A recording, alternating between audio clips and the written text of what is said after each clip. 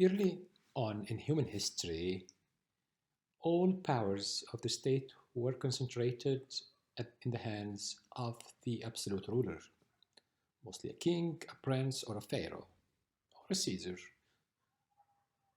depending on the geographic location and the title that the ruler assumed. It became clear, however, that in order to provide a degree of transparency and accountability, the absolute ruler had to share some of his powers with another institution. That was the origin of the beginning of parliaments or legislatures. We could date that back in the United Kingdom to the signing of the Magna Carta, in which the King of England has committed himself, under duress of course, to consult a group of nobles. This group of nobles emerged later in the institution that was called the House of Lords, which was the first institution to be a check on the monarchic powers. This institution, Parliament, assumed many names in many countries. Regardless, the main function was to curb the absolute monarch power to spend. So parliaments became very much concerned with the power of taxation and spending. And the concept or the principle was, if nobles were paying taxes to the treasury, nobles should be consulted in how their taxpayer money was being spent.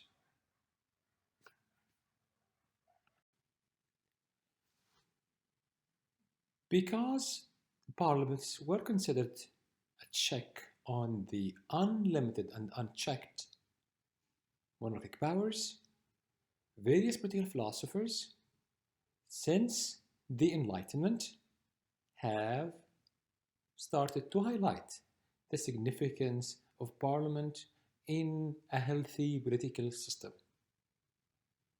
John Locke, in England, had stated that parliaments is the most basic and important institution. In Locke's mind, Parliament was the only institution that has the potential of leading the state, leading the nation to a system that is characterized by checks and balances. Montesquieu in France have advanced the argument further, arguing that the existence of a functioning and powerful parliament is the only way to ensure liberty, as the division of governmental power between the two branches, no one at that time spoke about the judiciary, was key to maintaining liberty for the citizens. The concept was clear: absolute power corrupts, and absolute power corrupts absolutely. Regardless of how magnificent the king might be, he, usually was he, the few exceptions she, would tend to superassume powers and misuse powers. And the only way to prevent that was to install a parliament. If the idea of a legislature was accepted, the composition of this legislature and its role in forming government differs widely among different political institutions. In the modern political systems, we tend to distinguish between two types of systems. One is the presidential political system, and the second is the parliamentary political systems. Both institutions, both systems share the existence of parliament, but they differ in the role played by the chief executive vis-a-vis the parliament and how this chief executive is selected. In presidential system, the prototype is the United States. The concept that the founding fathers have installed was separation of powers. Almost complete separation between the legislature and the executive. The Congress of the United States, composed of the House of Representatives and the Senate, is elected completely separately from the election of the chief executive or the president. The chief executive cannot dissolve parliament, and parliament cannot remove the chief executive except in the very single exception of impeachment. Impeachment in the United States Constitution has a number of safeguards which made it virtually non-existent in US history.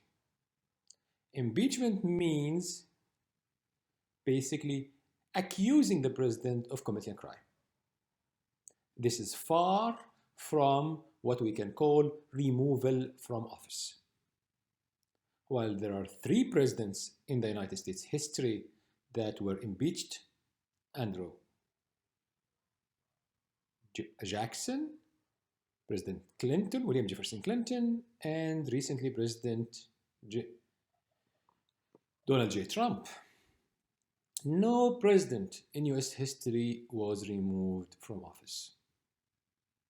President Nixon resigned before the start of an impeachment procedure. In a presidential system, the president combines the powers of, or combines the roles of chief executive or head of government and head of state. We are going to see that in parliamentary system, these 2 offices are usually occupied by 2 different individuals.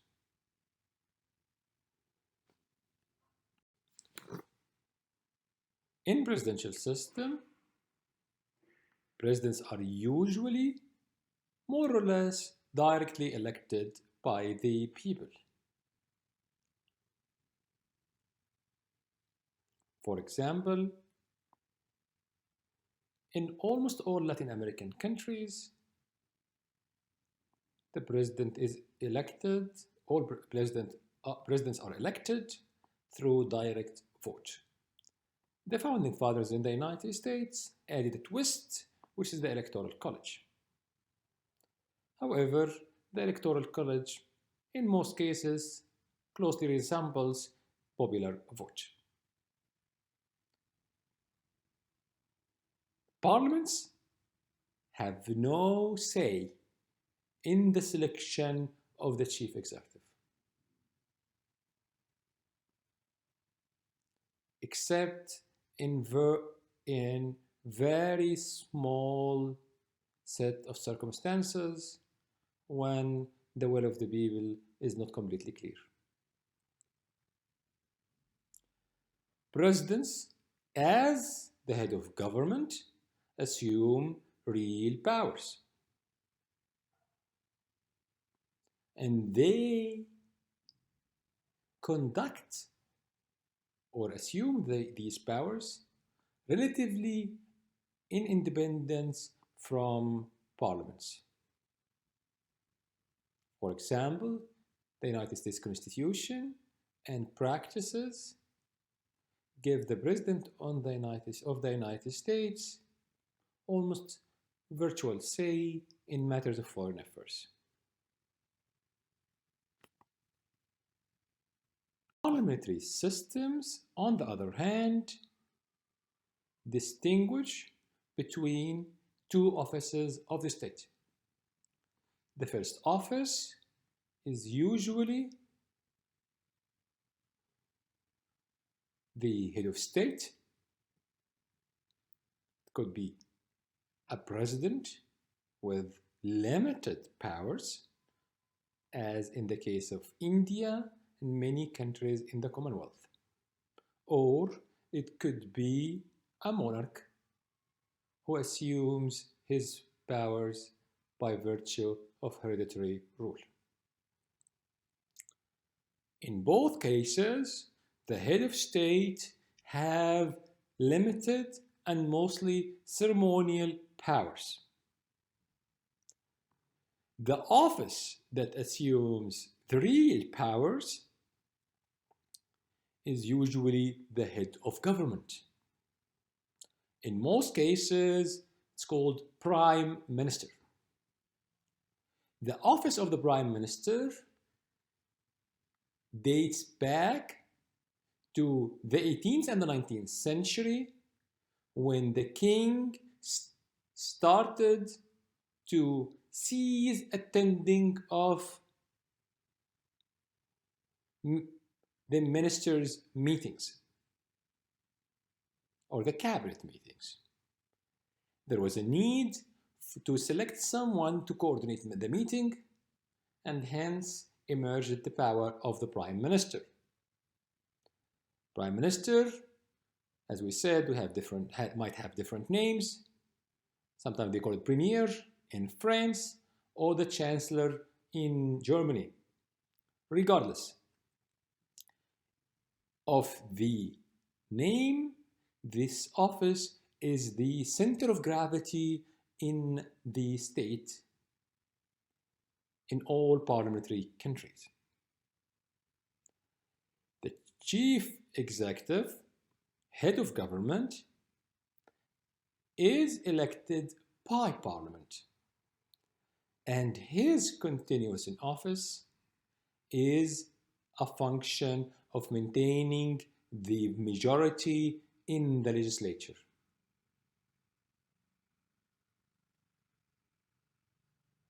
Once the Prime Minister loses this majority, another person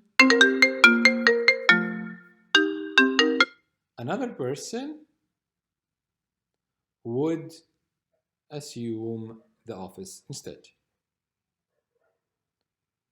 The government is directly responsible to Parliament, and this responsibility ensures that all the powers are concentrated in the hands of Parliament, from which the government assumes its office. This figure summarizes the electoral processes and the power relations in the presidential and the parliamentary system. First, from top in the parliamentary system, there is a single significant vote citizens practice every parliamentary term. Citizens vote for members of parliament to represent their districts. The party with the majority of seats in parliament,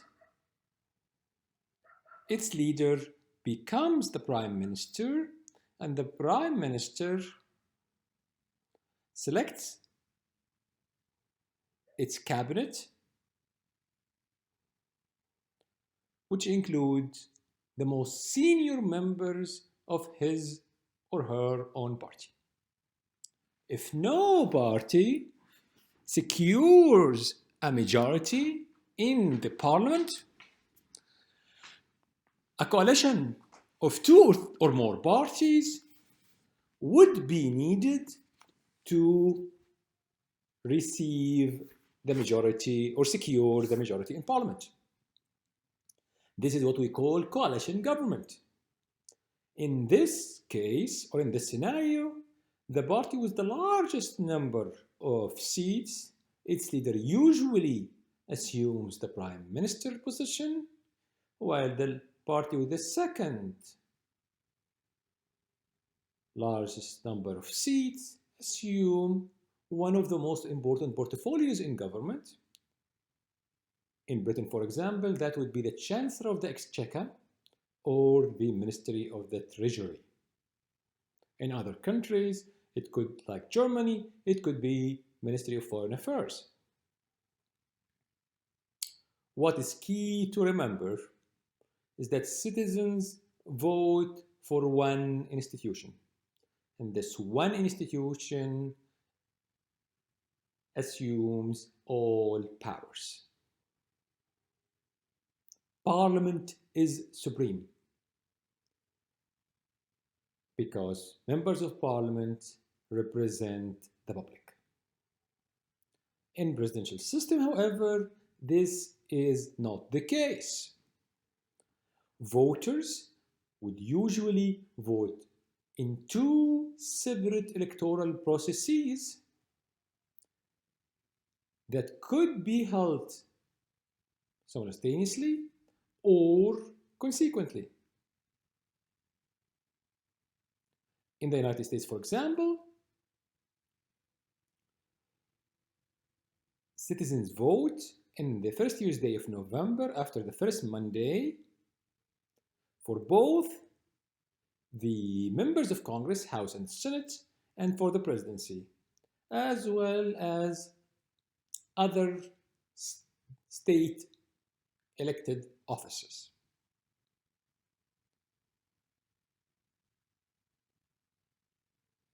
The individual with the largest number of votes in the Electoral College becomes president. The party with the majority in the parliament assumes the majority position in the one or two houses. This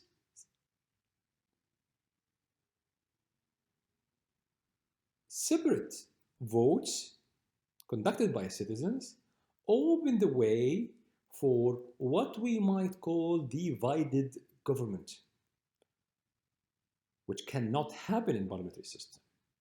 Under this scenario, citizens would elect a president from, for example, the Republican Party, while the majority in one or the two houses would be commanded by members of the other party. This is the case today in the United States, where President Trump and the Republican Party control the Senate, while the majority in the House of Representatives belong to the Democrats. The president composes his government, his administration. That's why we call them secretaries, not ministers, because they serve at the pleasure of the president.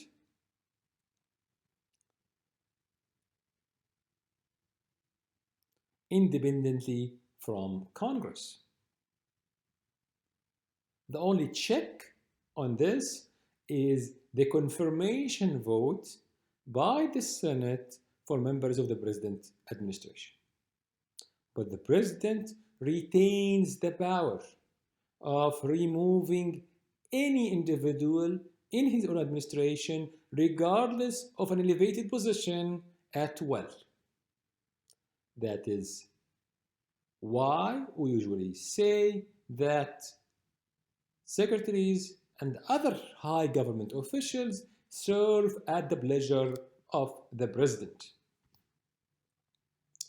If the members of the administration, if any members of the administration loses the confidence of the president, he or she can be easily removed by presidential order. In addition to the different electoral processes in parliamentary and presidential systems, the two systems are as well demarked by two main forms of division of powers. Parliamentary system is marked by what's called fusion of powers, while presidential system is marked by separation of powers. The founding fathers in the United States, their first and foremost goal was to prevent tyranny. So they made sure no institution would assume unlimited powers. And that is why powers are divided amongst the executive and the legislature. While this is key in preventing tyranny, it could have the drawback of making governmental processes a bit difficult, sometimes painful, especially in the case of divided government. On the other hand, parliamentary systems is based on the fusion or concentration of powers. All powers are deposited with the legislature, and the legislature can delegate or transform some of its powers to the executive branch or the cabinet that it commands the confidence of the majority of members of parliament.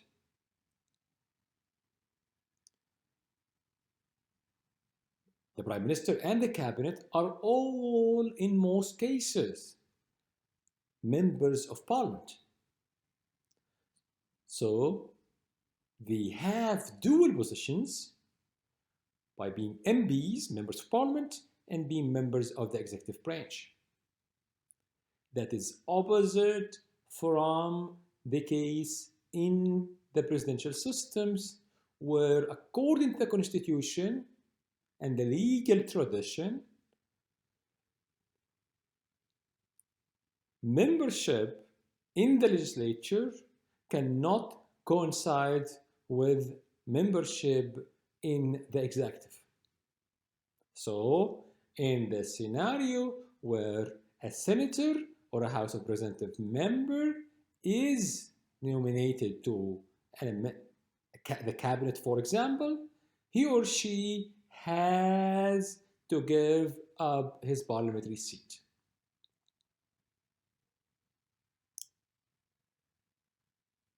Jeff Sessions, for example, who was the Attorney General of the United States in the beginning of Trump's term, was a senator. He had to renounce his Senate seat before assuming his executive powers.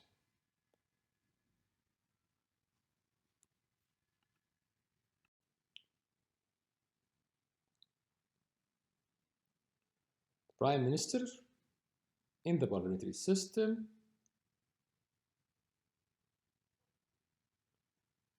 retains his position as long as he maintains the support of his party, the majority party, and his party maintains its majority in the parliament, usually the lower house of parliament.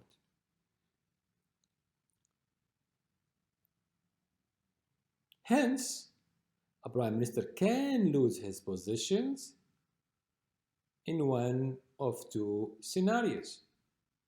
The first, the most frequently used mechanism, if his party loses majority in the House. The second, much less frequent, if the party decides to remove its leader and replace it with another one. For example, Margaret Thatcher was Prime Minister of Britain up until 1997, one of the longest serving Prime Ministers in Britain in the 20th century. When it became clear that Thatcher lost the support of its own party, she had to resign and be replaced by her confidant, John Major. The Conservative Party remained in power because it continued to assume the majority in the House of Commons, but Thatcher herself were removed. Now we move to discuss the advantages of either side or either system of government. First, parliamentary systems. Fusion of power has its merits. One important merit is the easiness of the system, straightforward of the system, because government is an extension of parliament as long as the Prime Minister and his cabinet continue to assume the confidence of the majority party. Usually most government official policies are fast-tracked in Parliament.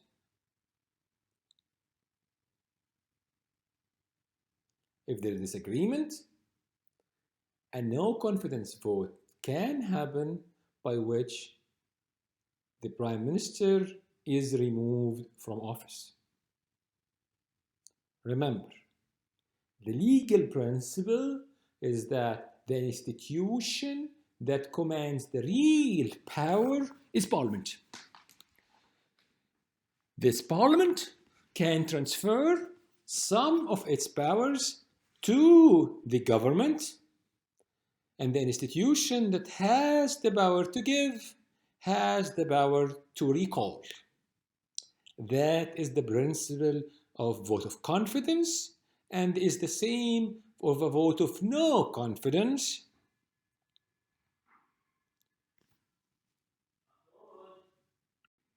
That being said, parliamentary systems,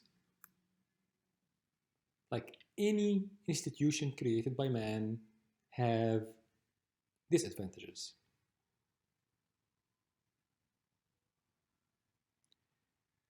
In most cases, votes in parliament go along party lines. Members of a party would usually vote the way the party leadership wants them to vote.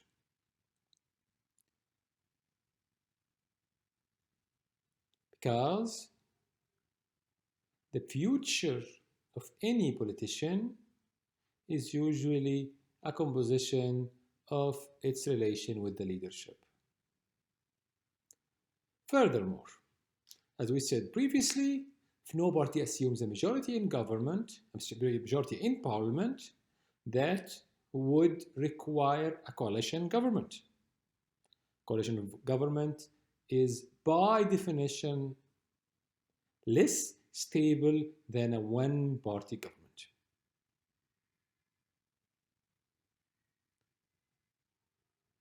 In the most extreme scenarios, where even a coalition government cannot be attained or secured, a majority government might be formed in which a party that fell short of securing a majority of the votes in the legislature can remain in office with the tacit support of other parties.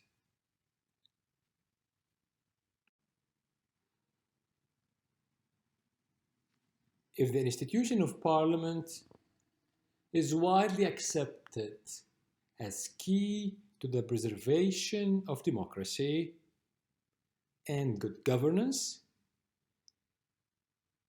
the subsequent question is about the composition of this institution.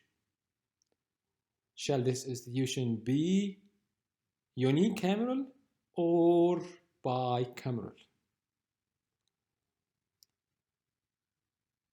There are advantages for either choice. Unicameralism is more straightforward. Bicameralism assumes an extra layer of accountability, and also in countries that is marked by federalism or regional factionalism or ethnic diversity, can be used to assure adequate representation of the different segments in the society.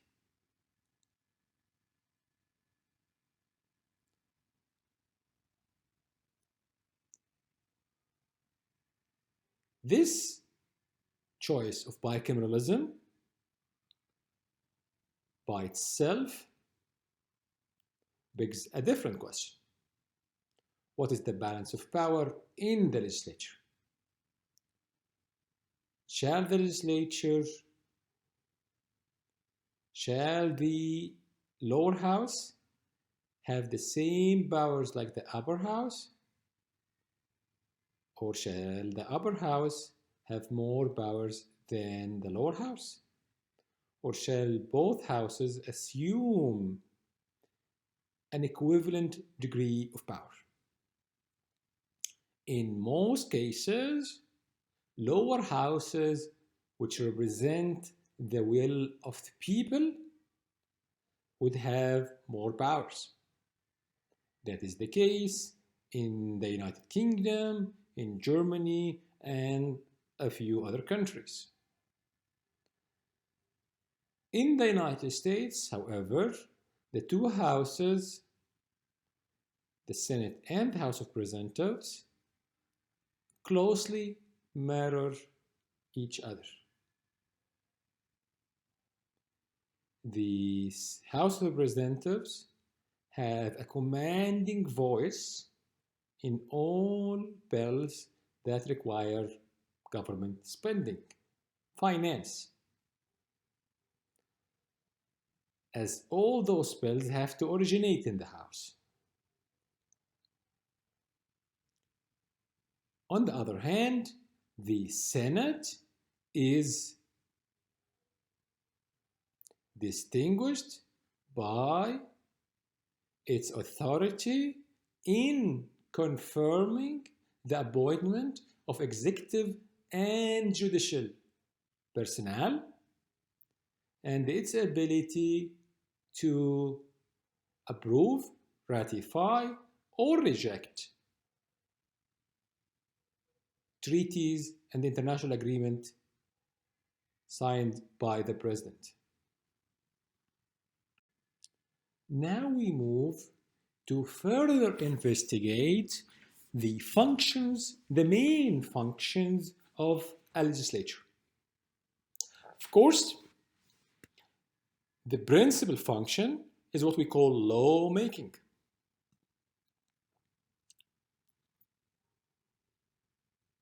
Legislating or lawmaking means that this institution is the principal institution for providing the legal framework of social, political, and economic activity of the citizenry and the polity.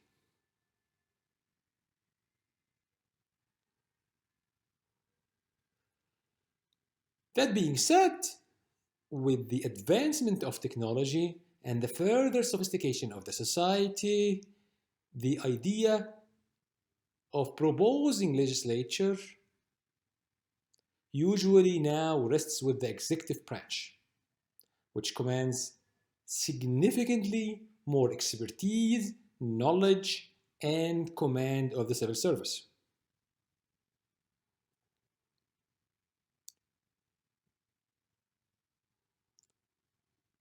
If this is the case, that makes the legislature mostly a reactive institution to initiatives that originate outside the chambers of parliament. And this is a widely global phenomenon. The executive branch is usually responsible for proposing most significant legislation, and Parliament reacts to those legislatures by affirming, changing, amending, substantially or partially, or rejecting governmental proposals. The second function members of Parliament assume or perform is constituency work, meaning that members of Parliament would help out either individual members of their electoral districts or groups or business that are located in their districts.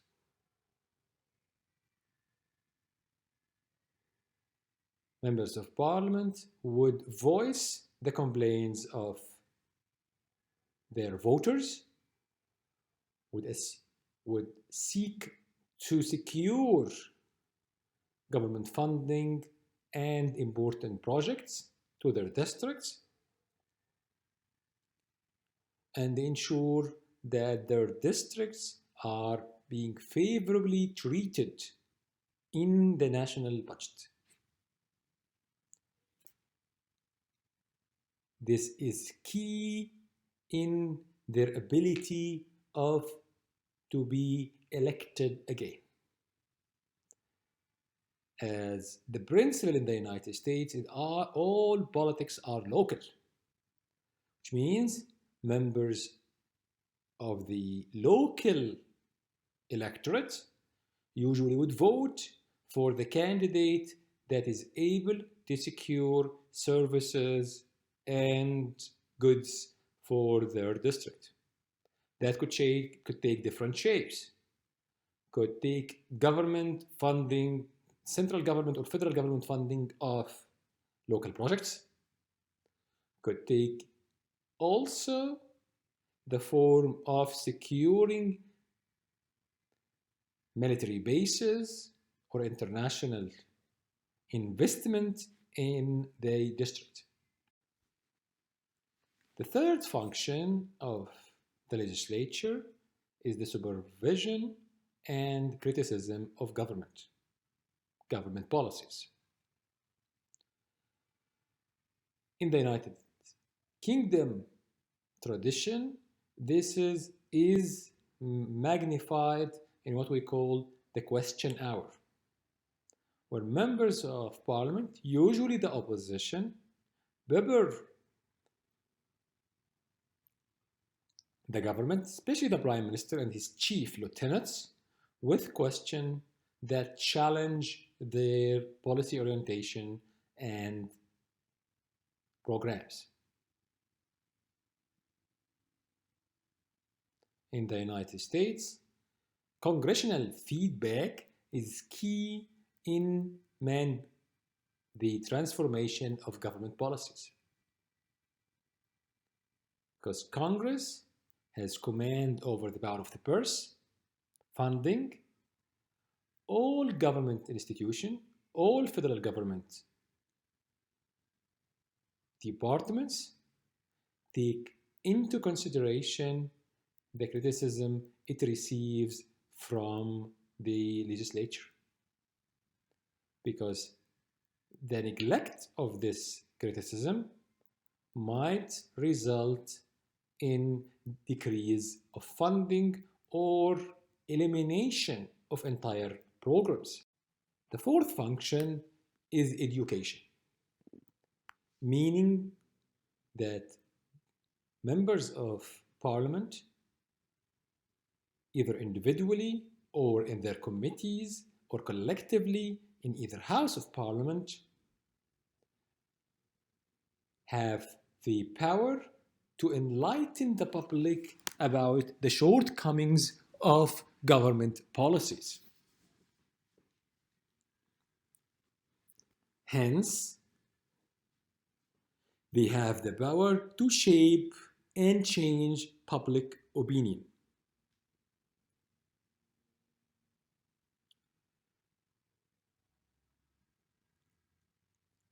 For example, in the United States, Senator William Fulbright hearing on the Vietnam War brought the ugly side of the war to the view of the American public, ensuring the transformation of the views of most citizens from support of the President Nixon and Johnson policies to utter opposition.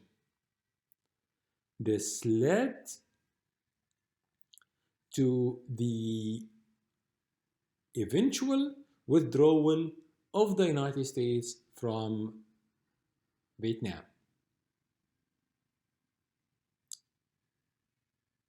This highly significant role of Parliament justifies the extensive press coverage that parliamentary deliberation receive in established democracies.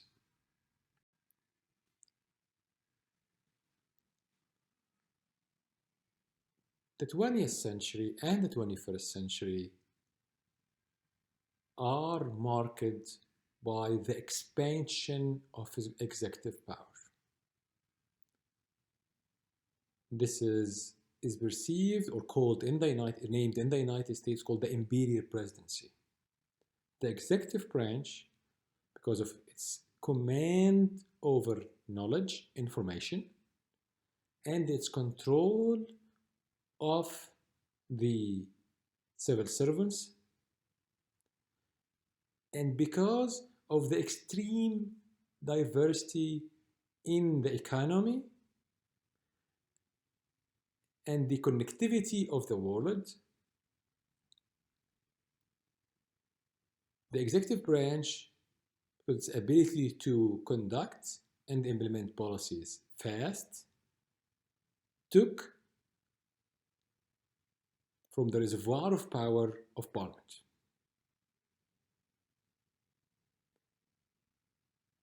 While John Locke has stated that Parliament is the key institution, it is no longer the case. Parliamentary power have declined. Parliamentary powers have declined in both parliamentary and presidential system. Another problem that government faces is the tendency to overspend.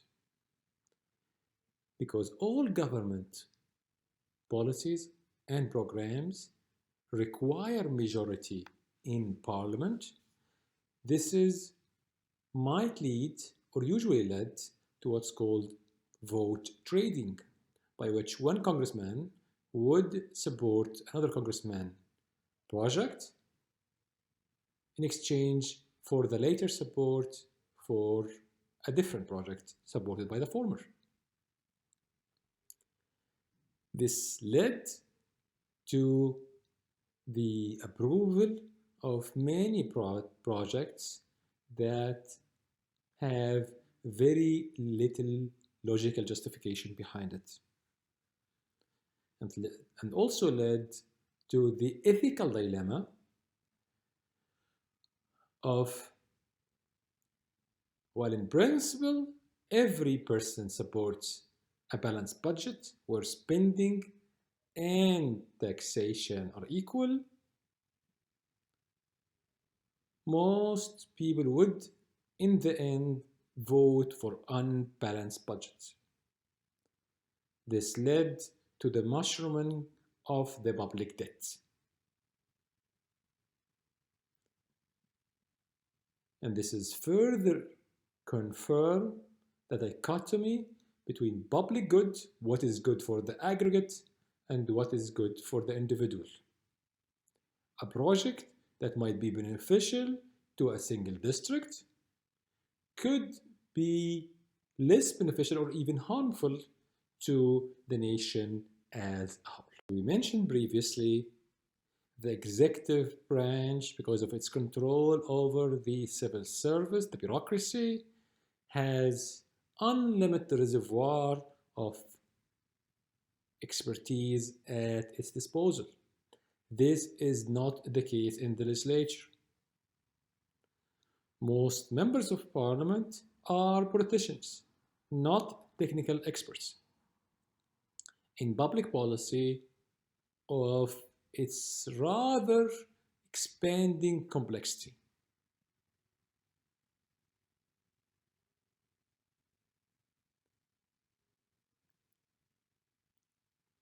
This lack of expertise made parliaments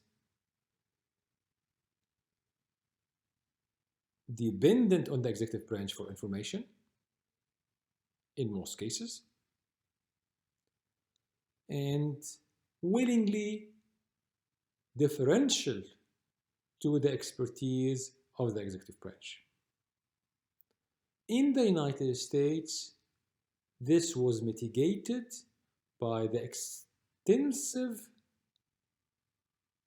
resources allocated to Congress with both houses. The Congressional Research Center and the Congressional Budget Office provide members of Congress with independent views and data and information that is not subject to control or manipulation by the executive branch.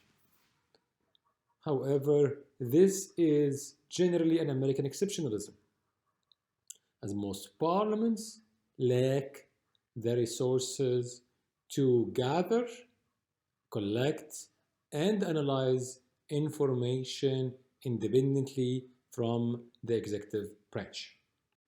A further problem that parliaments suffer from in relation to the executive branch is largely psychological. The president is a single individual who speaks in a single voice and whose statements and actions are usually highlighted and covered extensively by the media, seen, heard, and written. This is not the case for the legislature. With its hundreds of members, each member is his own boss, and hence the media divide its attention among a rather large group of individuals. This creates significant psychological advantage for the presidency or for the chief executive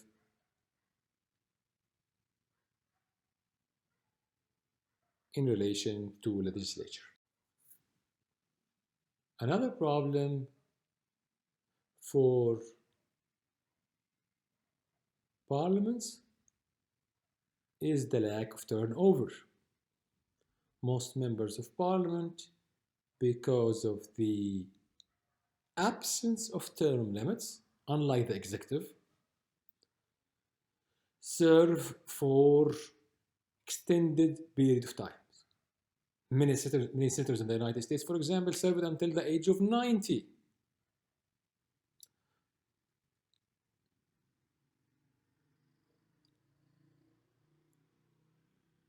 Of course, while some could argue that those senior legislatures command knowledge and valuable expertise, the long service in a single house usually would lead to a reduced ability to innovate.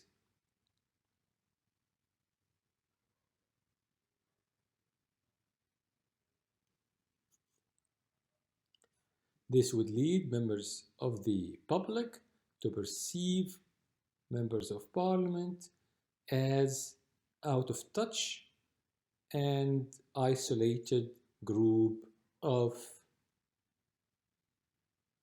non-concerned. Parliaments suffer from a significant dilemma.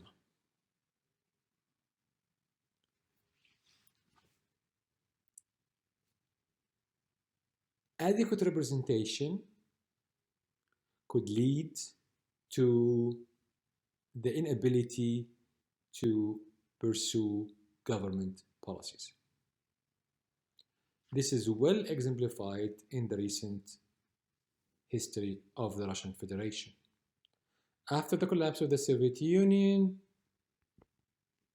the newly constituted parliament put severe limits on the administration of President Yeltsin. President Yeltsin responded by bombing the Duma. In his mind, to get things done, powers must be concentrated.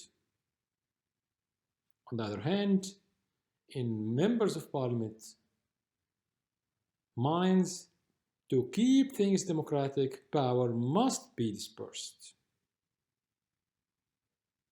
Should we disperse parliamentary power, or should we concentrate it?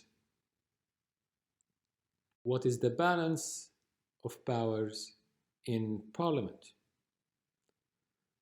Strong men like President Putin believe the solution is to concentrate powers in the hands of the executive, which controls parliament.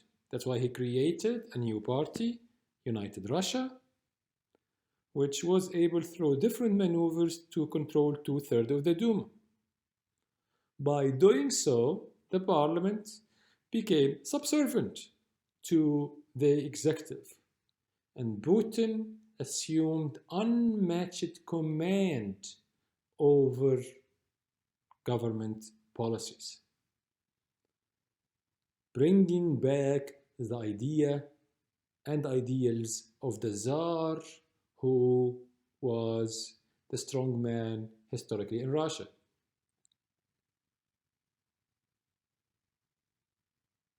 This is not only the situation in Russia, this is the situation in many countries, where after turmoil transition, strong men concentrated powers in their hands, ensuring through various mechanisms a subservient and obedient parliament, which lacks any degree of representation of the public.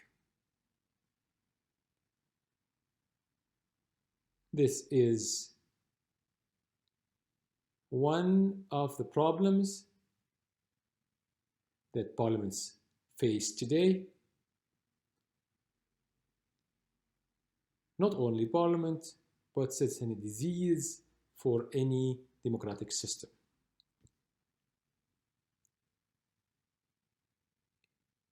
In conclusion, in this chapter, we tried to focus on the legislature, its origin, functions, and problems.